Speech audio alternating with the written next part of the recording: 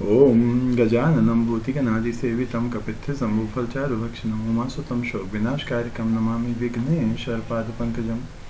बुधवार का दिन भगवान गणेश जी को समर्पित है और इस दिन भगवान गणेश जी की उपासना करना चाहिए तथा उनका व्रत करना चाहिए। उनका व्रत करने से, उनकी कथा सुनने से मनुष्य की समस्त इच्छाएं पूरी होती हैं। अग्नि पुराण के अनुसार बुद्ध संबंधी व्रत विशाखा नक्षत्र युक्त बुधवार को आरंभ करना चाहिए और लगातार 7 बुधवार अथवा यथा सामर्थ्य व्रत करना चाहिए। बुधवार का व्रत शुरू करने से पहले गणेश जी के साथ नवग्रहों की पूजा करनी चाहिए। व्रत के दौरान भागवत महापुराण का पाठ करना चाहिए। बुधवार व्रत शुक्ल पक्ष के पहले बुधवार से शुरू करना अच्छा माना जाता है। इस दिन प्रातः उठकर संपूर्ण घर की सफाई करें, तत्पश्चात स्नान आदि से निवृत्त हो जाएं। उसके बाद पवित्र जल का घर में छिड़काव करें। घर के किसी पवित्र स्थान पर भगवान गणेश जी का या शिव परिवार की प्रतिमा या चित्र किसी कांस्य पात्र में स्थापित करें। तत्पश्चात धूप, बेलपत्र, अक्षत और घी का दीपक जलाकर पूजा करें। व्रत करने वाले को हरे रंग की माला या वस्त्रों का अधिक प्रयोग करना चाहिए। इस दिन गणेश जी को 21 गांठों सहित गांठों से दूर्वा चढ़ाने का विधान है। मान्यता है कि ऐसा करने से भगवान गणेश जी की कृपा शीघ्र ही प्राप्त होती है। भगवान गणेश जी भाग्य के बंधन खोलकर सौभाग्य प्राप्ति का वरदान देते हैं। इसके विषय में यह प्रचलित एक कथा भी है। इस प्रकार व्रत का संकल्प करें और उसके पश्चात कथा सुनें। इस प्रकार गणेश जी की पूजा अर्चना करने के पश्चात हमें इस कथा का वर्णन सुनना चाहिए या फिर इसे स्वयं पढ़ना चाहिए। बुधवार की व्रत कथा क्या है, इसके बारे में हम सुन लेते हैं। समतापुर नगर में मधुसूदन नामक एक व्यक्ति रहता था। वह बहुत धनवान था। मधुसूदन का विवाह बलरामपुर नाम नगर की सुंदर और गुणवती लड़की संगीता से हुआ था। एक बार मधुसूदन अपनी पत्नी को लेने बुधवार के दिन बलरामपुर गया।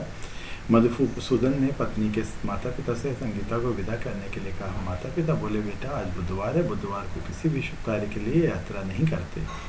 लेकिन मधुसूदन नहीं माना। उसने ऐसी शुभ अशुभ की बातों को न मानने की बात कही। दोनों ने बैलगाड़ी से यात्रा प्रारंभ की। 2 कोस की यात्रा के बाद उसकी गाड़ी का एक पहिया टूटकर कहीं गिर गया।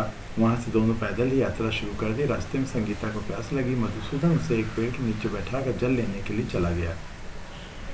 थोड़ी देर बाद जब मधुसूदन कहीं से जल लेकर वापस आया तो बुरी तरह हैरान रह, क्योंकि उसकी पत्नी के पास उसकी ही शक्ल सूरत का एक दूसरा व्यक्ति बैठा था। संगीता भी मधुसूदन को देखकर हैरान रह गई। वह दोनों में कोई अंतर नहीं कर पाई।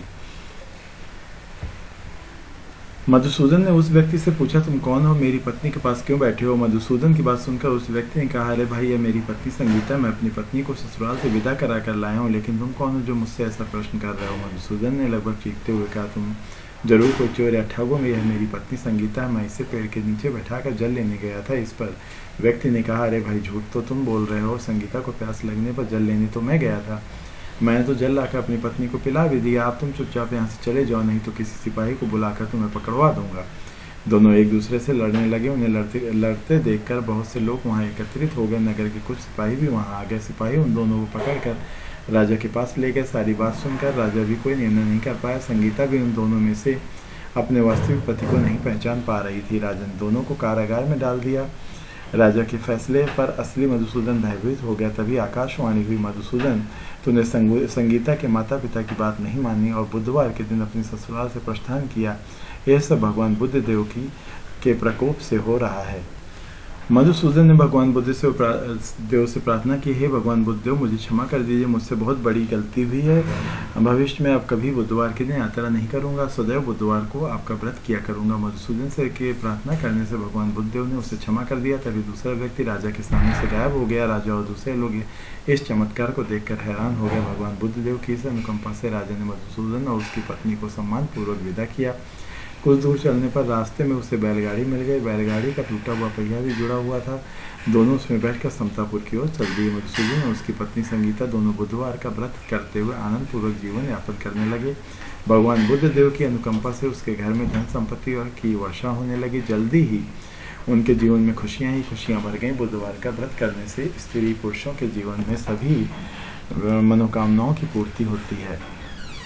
इस प्रकार से कथा सुनने के पश्चात भगवान गणेश जी की आरती करें और आरती करने के पश्चात ऐसी प्रार्थना करें कि हे प्रभु, जो भी अपराध हुए हों उनको भगवान क्षमा करें और समस्त इच्छाएं, आपकी मनोकामनाएं पूर्ण करें। तो ऐसा करने से आपकी मनोकामनाएं अवश्य पूर्ण होती हैं। बोलो गणेश भगवान की जय।